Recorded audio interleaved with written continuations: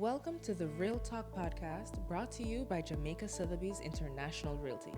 I'm your host, Carice Hendricks, and I'll be leading us every first Wednesday as we talk about real estate, art, culture, and lifestyle. Please remember to like, follow, and subscribe to Jamaica Sotheby's International Realty on Instagram, Facebook, and YouTube, and at Jamaica SIR on Twitter and TikTok. Let's begin.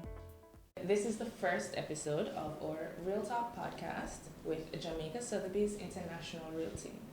Today we are going to be discussing the Supreme Court's ruling on security guards and the effect that it will have on real estate, property management, property maintenance, and security guards themselves. Before we get started, I want to introduce our guests. With us we have Monique Bramwell, who is a realtor associate with Jamaica Sotheby's International Realty. She has been in real estate for 5 years. How are you, Monique? I am doing well. We also have Melissa Chin-Holbrook, who is a property manager, has been for the past 6 years. How are you? I'm great, thanks. And we have Mr. Jason McKay, who is a criminologist and the CEO of McKay Security that has been in operation for over 2 decades. How are you, Mr. McKay? I'm great, man. Thanks for having me. Awesome. The topic today is the Supreme Court ruling. On April 1st, security guards in Jamaica that are working for scores of security firms that have contracts will now be recognized as employees and not contractors, in keeping with that ruling. My first question is with you, Jason. What changes for you as the employer, the person who has these security guards, employed to you under your watch? What changes for you now, moving into as this ruling takes effect? Well, the issue really now is that the product becomes significantly more expensive to us, and then by extension more expensive to the industry.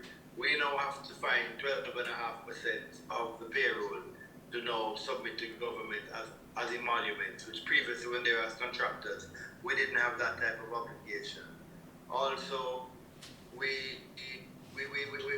now have to give things such as maternity leave, sick leave, vacation leave, all of these things that under a contractor they weren't necessarily due. Now, there were people in the industry already who were already giving a lot of these benefits, but I think the most potent hit is the 12.5% and the fact that now you have to pay overtime for every hour worked over 40 hours. Bearing in mind that the reason why security guards earn a lot of money is because they work very long hours. So now when this becomes something that is going to cost time and a half, then you're going to find it is not going to be as encouraged by security companies because they're literally only going to make a profit for the first 40 hours the man works. So usually you would hire less people as contractors and let them do long hours so they earn more money, and it doesn't really impact the company negatively. Now if you continue that practice of hiring a lot of people, of hiring less people than you need, but use the long hour system, then it's going to have to change now because that obviously can't work anymore. So what it will do is it will significantly dry up unemployment because more people are going to have jobs, which is more people earning less money versus less people who are individually earning more money. Okay. In that case then, in your opinion, do you see where firms will be moving to employ less people so they can pay them more, or is it still that same more people so that profits work out for them? I mean, you can only hire what is available, and there's a shortage of labor as we speak. So unless the government plans to bring in another immigrant group into Jamaica, literally it's not an option that we have. There is not enough persons now for us to employ. We simply can't find enough persons.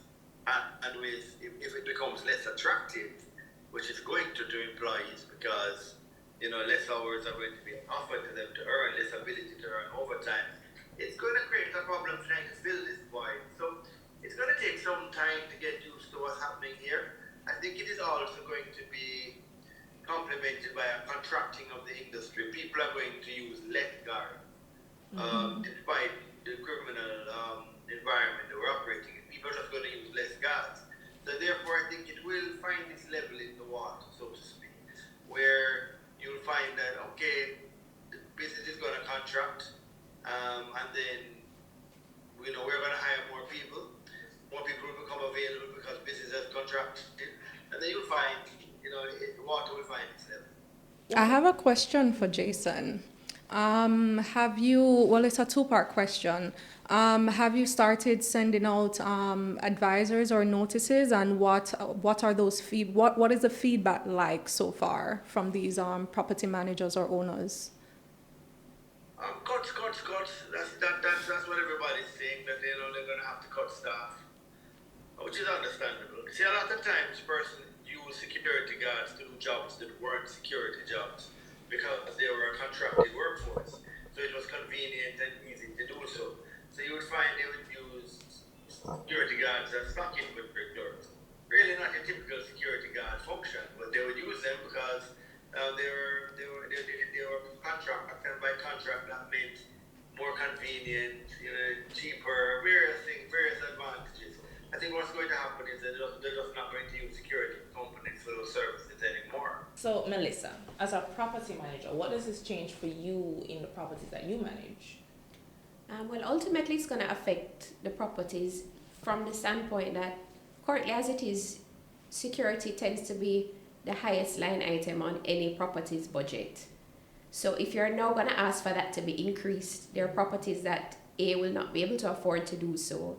And you'll also have properties that may opt to hire gatemen versus security, just gate control, lay persons versus a security firm, which they would have been able to afford before. So it's long and short of it, it boils down to, do you have the cash to care? Will you be able to pay for a security firm that's going to offer security services? Or are you going to, whether employ other forms of security, be cameras or maybe electronic gate access, or hire persons directly to the complex versus through a third party? I understand that. So in that case then, with the announcement of this, are you seeing where people have started to say, you know what, just want a gate man, or let's just get buzzers for everybody? Yes, that is the direction that some complexes are taking. So a question for you, Melissa. I think maybe Jason might have touched on it regarding the percentage, but on average, like how much does it really cost right now for complexes to hire, security, like on one shift or so? Okay, so it varies obviously from company to company. I would say an average rate right now for a security company is about $380 an hour. If you're going to hire a lay person, you're probably looking at about $100 less per hour. But as Jason said, the problem still lies with the existing workforce. There are limited persons that are available on the workforce for this kind of job. Mm-hmm. And Jason, what's the what will it be like now? I think you mentioned the percentage. Could you repeat that, please? The increase. All right, but before I answer that, let me just interject though. I heard someone talking about watchmen and so on. I have to be very careful about going in that direction, because the same way that we have to employ them. Right. So I don't think the watchman is necessarily going to be the go-to that perhaps the strategists are thinking of, because in essence they have to treat them as staff just as we have to, and therefore they're going to have to pay the time and a half, and they're going to have to pay the vacation leave and the sick leave and the mandatory insurance, and they're going to have to meet 12.5% payroll on their side, as well as draw 8.5% from the guard or the watchman or whatever. You see, that's the thing, is that if you use a man as a watchman carrying out a security function, very little to stop him from turning around and suing you and saying that he was a guard, you just didn't pay him as one, So the law is not, I don't think is going to be a viable alternative to security companies. I think where you perhaps have to go in the direction of maybe electronic security if you can't afford a guard, but trying to hire persons correctly and recategorize it by a different name is not going to stand up to a legal approach. It's ultimately where we all end up when they start suing us. Yeah, I think what you probably have a lot of complexes are going to do, and some are even doing it right now. You see, the 24-hour security is going to be a premium service for a lot of complexes, and so you might find that a lot of complexes will go into having just half day, so 12-hour, night security from, from a security company, and then have the watchmen in the daytime or so. Yeah. But the watchmen are not a legal option, and they're gonna, and at some point they're gonna sue you. It's just a matter of when you decide to dismiss them, or when they get a better job offer, then the lawsuit is going to come right after.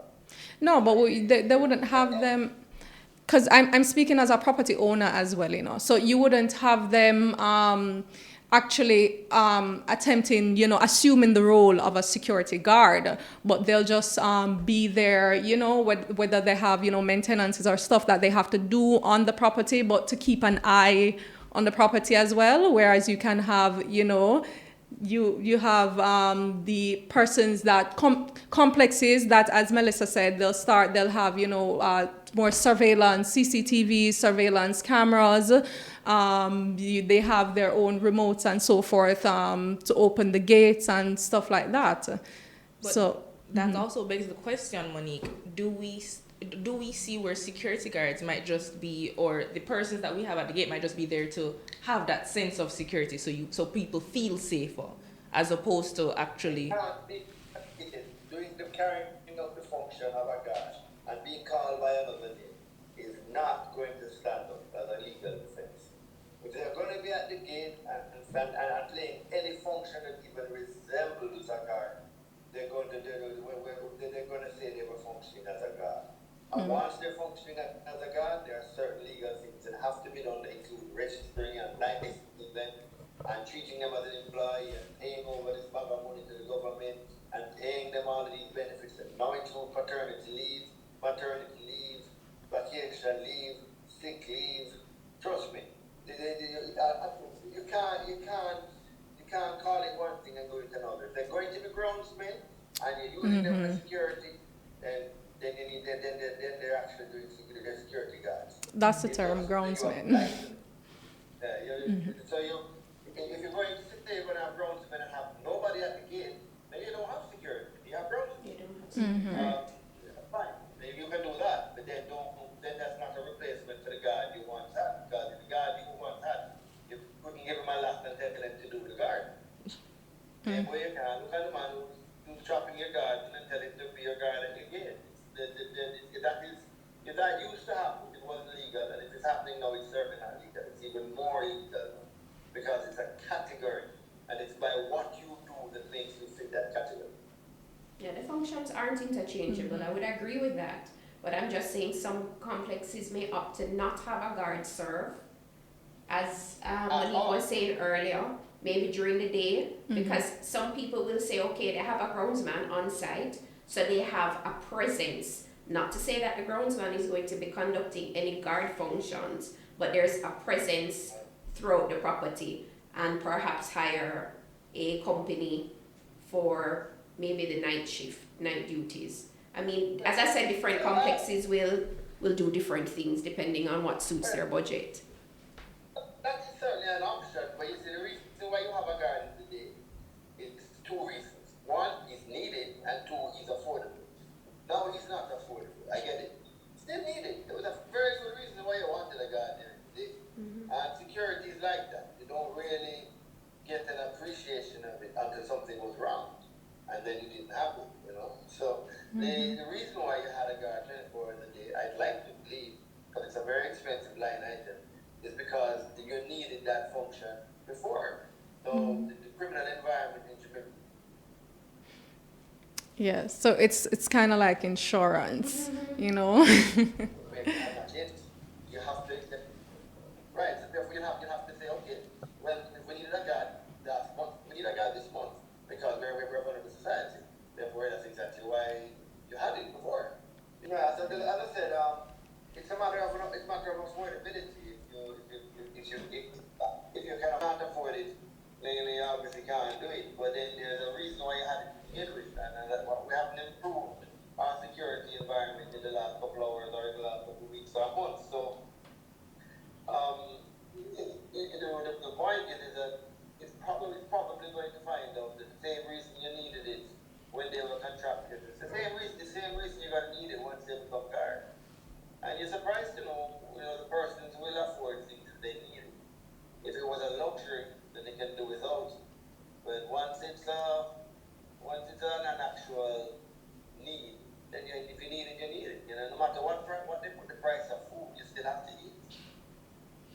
It's true.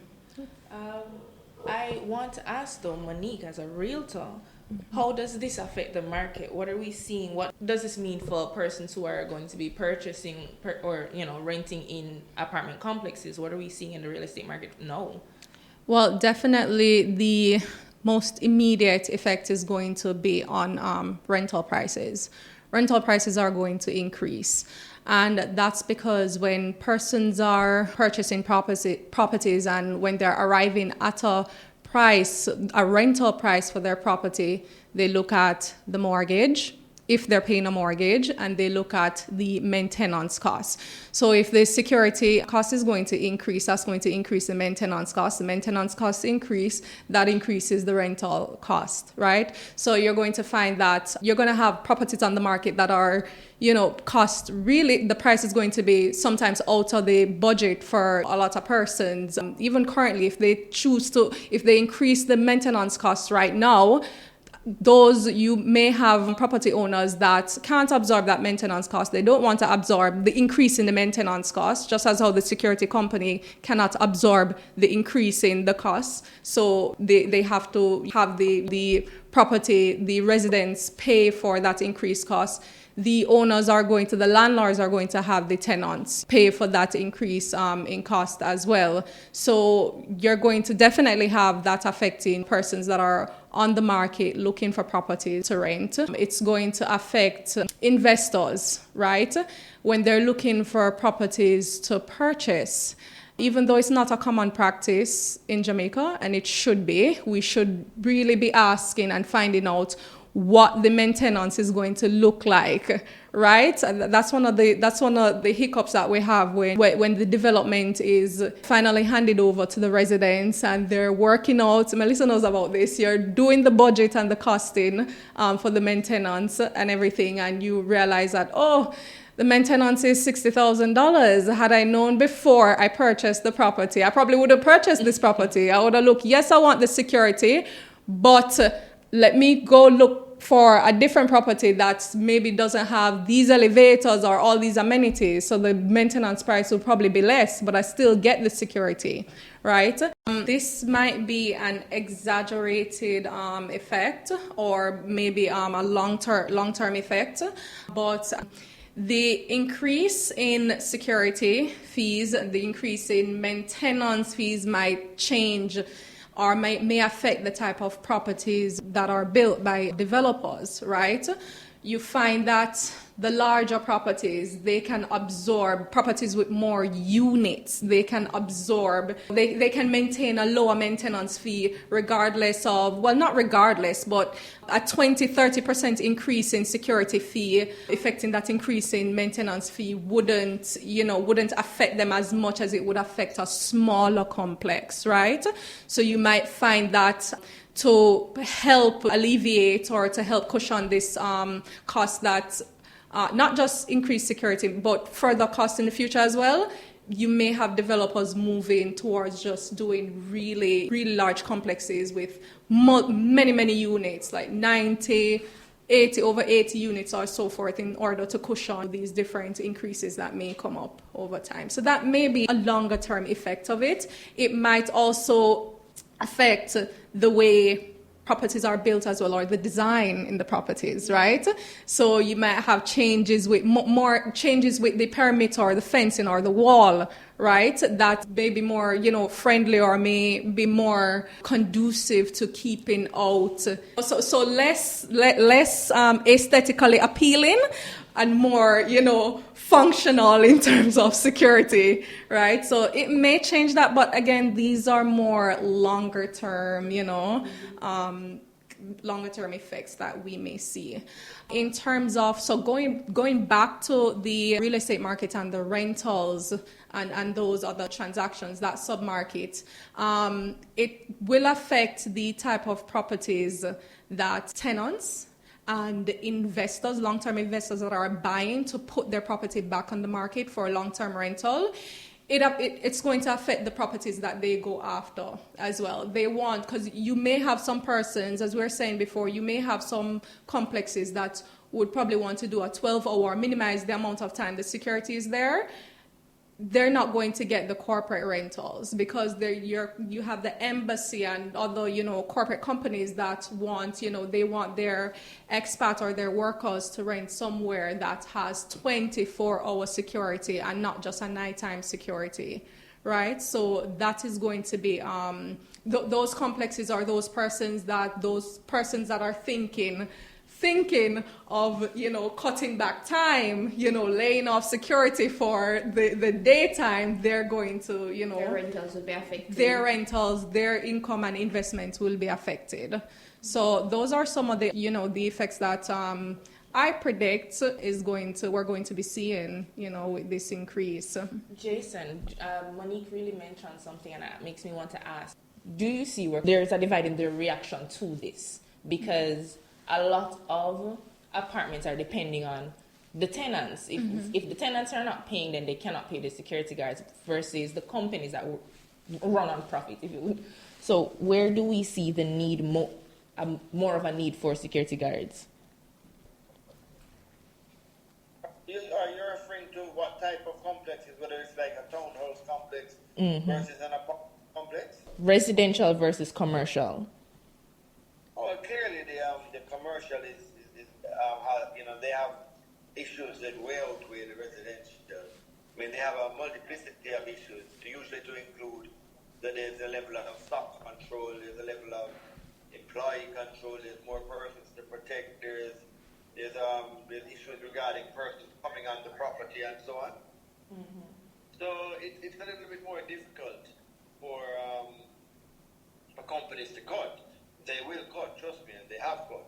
But the residents face a far less challenge, and the issue more is pilferage, or on a more serious note at night when persons are home and coming home, creating a secure environment to reach from their car to where they're living, and also ensure that the correct and permissible people come on the property. So although the residential security is important, it's easier to cut than the company wants. We are expecting that the biggest hit is going to come on the residential side, which, to be quite frank, has been reducing in the last couple of years anyhow.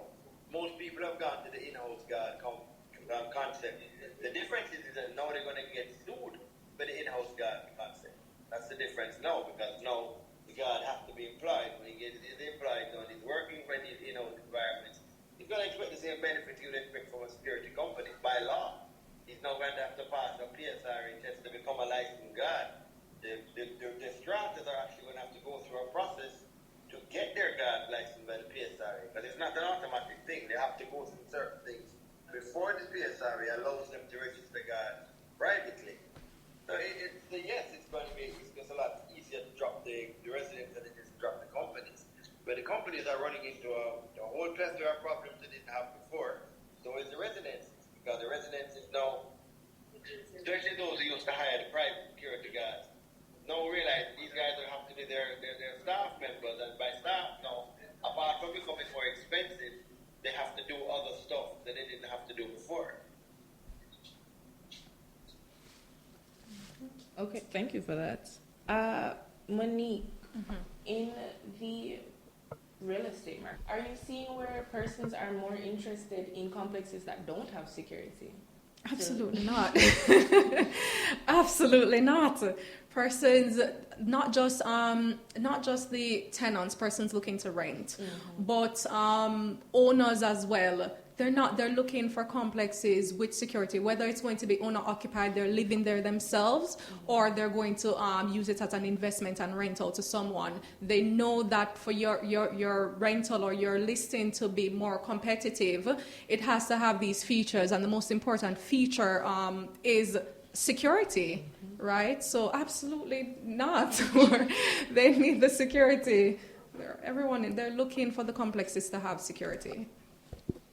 And not like a false sense of security, like right. But then also, as Monique said, a great challenge is the fact that persons are not informed before purchasing property, so they have no idea what their maintenance costs are. They see security, they have an appreciation for the fact that security is there until they by extension have to pay for that security, then it no longer becomes a service that they need. It becomes a luxury because they're also competing with keeping their light on, keeping water running in their house, keeping food on the table, and paying their mortgage. So at some point, something has to give, and that will probably be one of the first things that will be now considered a luxury versus a necessity. Yes, that actually was going to be my next question. If we're seeing where persons are, they don't, not necessarily whether or not they need it, but they, I could do without the security because they have other things that they have to prioritize. Yeah.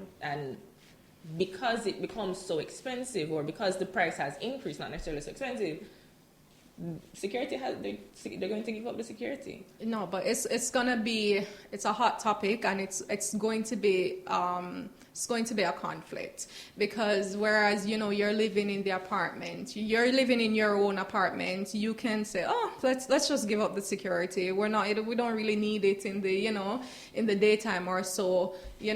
Melissa beside me, she owns the property, but she has a tenant there, and that tenant works with is with this corporate company, and it's one of the requirements for the rental. She's going to lose her tenant. She's going to lose her income. So it's going to be a tough conversation. I don't know how many Melissa, have you guys sent out advisories to all to the executive boards for them to make preliminary whether investigation as to the route they'd like to take, or if they're going to make adjustments to their budget.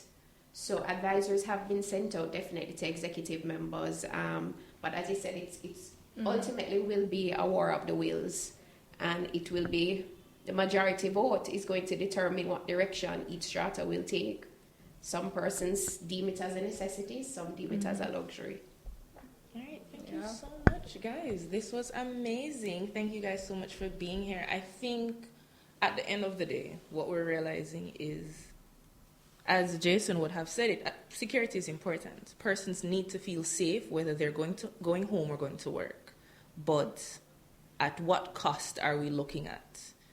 For companies, for residents, for everybody, this is going to affect them in some way. Whether negative or positive, because what we're seeing, Jason, I would also love if you could comment on this, where security guards have more job security. They're feeling more secure in their jobs, because I've seen where persons are saying, they're getting the benefits that some persons have not been seeing before. They will feel more secure, but in the reality of it, there was a reason why they were earning so much money. That reason now gone, because I think overtime is going to be discouraged. No, the greatest thing is that they are going to be tax compliant, and they're going to find, like the rest of us all know, being tax compliant is a very expensive thing to be. So I think the greatest beneficiary of this, the whole thing is going to be the companies, the emolument companies, for want of a better word. I don't think they earn enough to pay income tax, but certainly things like the NIS,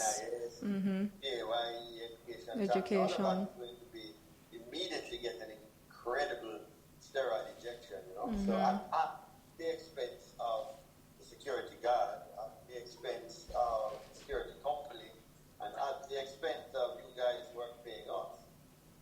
So the person who benefits the most from this is the government. But on the same token, the government is the largest employer of security companies. They represent about half of the market.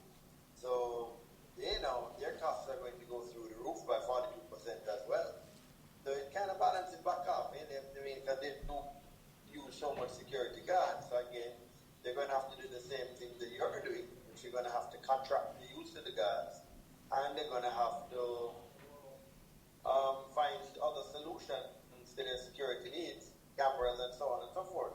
Ultimately though, guards were there because they are necessary. So you'll find persons who will remove guards from the car park and put up cameras. And then they'll realize what rubbish they've done about 2 or 3 break-ins in, when they're able to find out, wow, we know that humans with 2 legs broke into the car. Well, we kind of knew that before.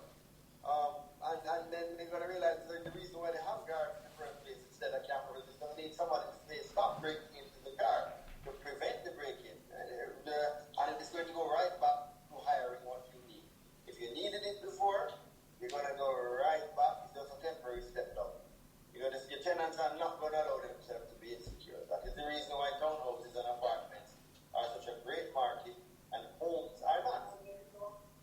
You know, there you find homes that people have standalone homes. It doesn't do as well as when they used to back in the 80s and so on. Everybody wants to live in a townhouse. And standalone homes don't catch quite the price they do unless they have a good option to develop into an apartment complex. The security is a really big part of the lure. You know what I mean? So and that is why they are necessary. So if you're going to remove that security from the product offer of the apartment or the townhouse complex, then people are not going to find it that attractive. And that's the reason they gave up their large gardens and their large garages and their backyard, because they want security, because we live in one of the most violent countries on planet Earth. Thank you so much for that, Jason. Thank you so much for coming. This was very insightful, very informative, and I think I know I learned a lot. So that is it, everyone. Thank you for listening to the first episode of the Real Talk podcast. I am your host, Carice Hendricks, and I hope you have an amazing day.